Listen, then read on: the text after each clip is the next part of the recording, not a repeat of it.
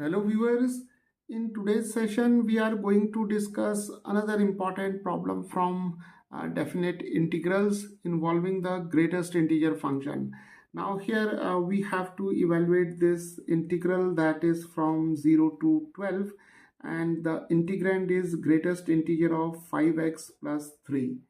So let us call this integral as I, right? And this problem is going to be very useful for the beginners, right? And here we'll also use an important property of definite integrals. So let us first apply the method of substitution. So let us take here the variable t, and let us put t is equal to 5x plus 3. Now differentiating both sides with respect to x, we have dt over dx is equal to 5, because the derivative of x is 1 and the derivative of 3 is 0, so this is equal to 5. So now we can write dt over 5 is equal to dx. Now here the limits of integration vary from 0 to 12. So when x is equal to 0, let us find the value of t from this relation. So we have t is equal to 5 times 0 plus 3. So this is simply 3. And when x is equal to 12, we have t is equal to 5 times 12 plus 3. So this is 12 times 5 is 60, and this is 3, so this is 63, right? So now let us transform this integral I in terms of t. So we can now write here the limits of integration from 3 to 63, because in the problem we are given that the limits of integration are from 0 to 12. So here we have 3 and here we have 63, and 5x plus 3 can be written as simply t, and here for dx we can now write dt over 5. So now taking 1 over 5 outside the integral, we have 3 to 63, and here we have greatest integer of t, dt, right? So now our objective is to solve this integral. And so now to solve this integral, we'll make use of an important property of definite integrals, right? See, we know that if we have the integral a to b f of x dx, then this integral can be written as a sum of two integrals, that is from a to c f of x dx, and then we have c to b f of x dx, where this point c, it lies between say a and b. So here we can easily solve this integral with the help of this property. Now see here, the value of a is 3 and b is 63. So the lower limit is 3, upper limit is 63, and our function f of t is given by greatest integer of t.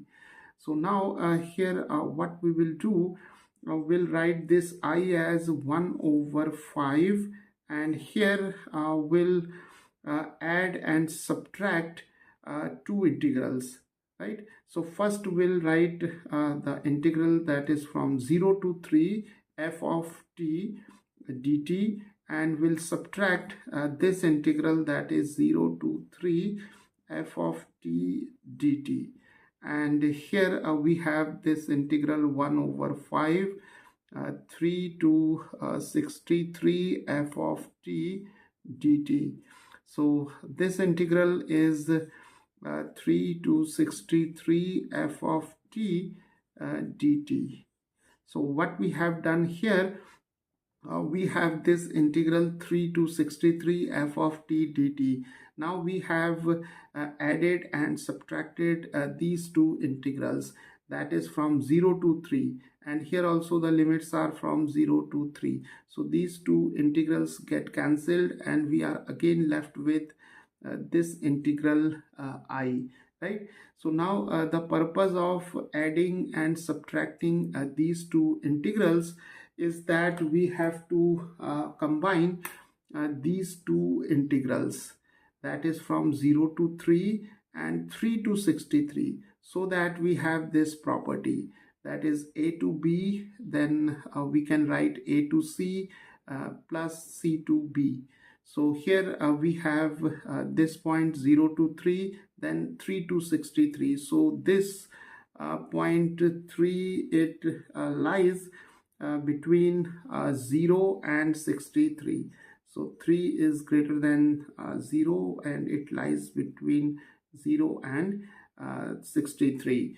So we can combine these two integrals. So we have 1 over 5 and 0 to 3 f of t dt, and here we have 3 to 63 f of t dt, and here we have this integral 0 to 3 f of t and dt, where f of t is given by greatest integer of t. So now we can write the sum of these two integrals as 0 to 63 due to this property, that is a to c plus c to b is equal to a to b, right? That is a to b. So here we have 0 to 3, 3 to 63. So we can now write the sum of these two integrals as 0 to 63, and we have f of t dt, and here we have 0 to 3 and f of t dt. So now our integral I is given by these two integrals, that is the difference between these two integrals. And let us closely look at these two integrals. Here we have the lower limit as 0, and f of t is greatest integer of t. So we can now write 1 over 5, and here we have 0 to 63 greatest integer of t dt minus 0 to 3 greatest integer of t dt.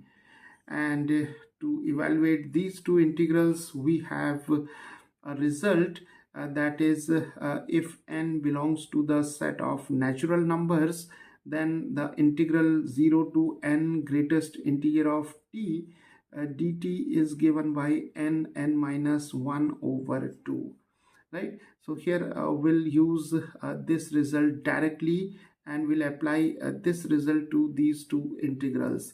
So the integral 0 to n, where n belongs to the set of natural numbers, and here the integrand is greatest integer of t, and here dt, and the value of this integral is given by n minus 1 over 2.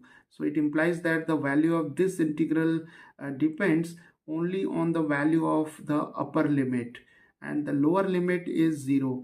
That's why we have added and subtracted the integral 0 to 3 f of t dt in order to convert the integral I into this form, right? That is 0 to n greatest integer of t dt, right?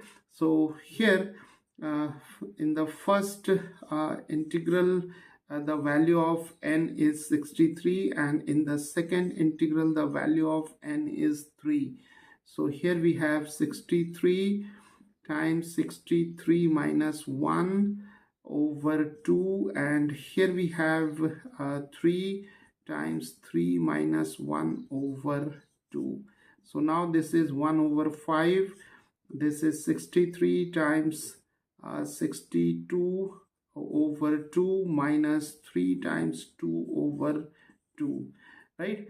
So this is 1 over 5. Here we can cancel 62 with 2. This is 31, and here 2 and 2 get cancelled. So we have 63 times 31 minus 3.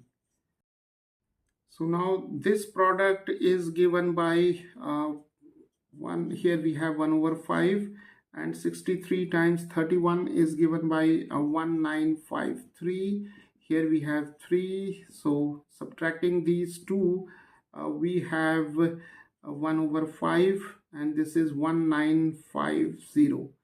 So cancelling 1950 with 5, we have 390. So the value of this integral is equal to 390.